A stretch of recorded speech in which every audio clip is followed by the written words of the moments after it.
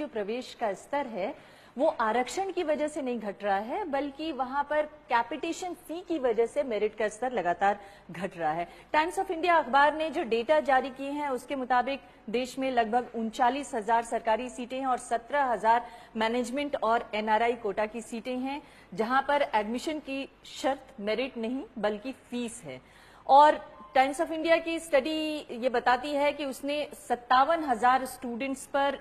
409 colleges में 57,000 students पर study किया, जिसमें यह बताया गया कि नीट का जो एवरेज स्कोर था वो सरकारी कॉलेजेस का स्कोर था 448 और प्राइवेट कॉलेजेस का जो एवरेज स्कोर था वो 308 था। और अगर एससी स्टूडेंट्स यानी शेड्यूल कास्ट स्टूडेंट्स का जो एवरेज स्कोर देखा जाए तो सरकारी कॉलेजेस में शेड्यूल कास्ट स्टूडेंट का जो स्कोर था वो 398 था और अगर सभी कॉलेजेस में शेड्यूल कास्ट स्टूडेंट्स का स्कोर देखा जाए तो 367 था, जो ओवरऑल एवरेज था। लेकिन इस अगर आंकड़े को का ठीक तरीके से अध्ययन किया जाए तो ये स्पष्ट होता है कि ये जो शेड्यूल कास्ट के स्टूडेंट्स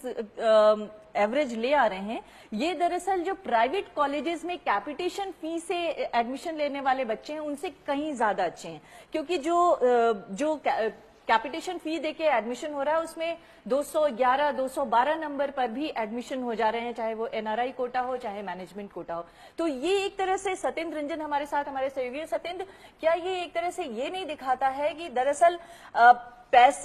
पैसे वालों को सीटें बेचने की वजह से जो मेरिट है और जो गुणवत्ता है मेडिकल की पढ़ाई की वो घट रही है, ना कि आरक्षण इसकी वजह? ये स्टडी आरक्षण के खिलाफ जो पूरा डिस्कोर्स पिछले डिकेड्स में डेवलप किया गया है उसको पंक्चर करता है,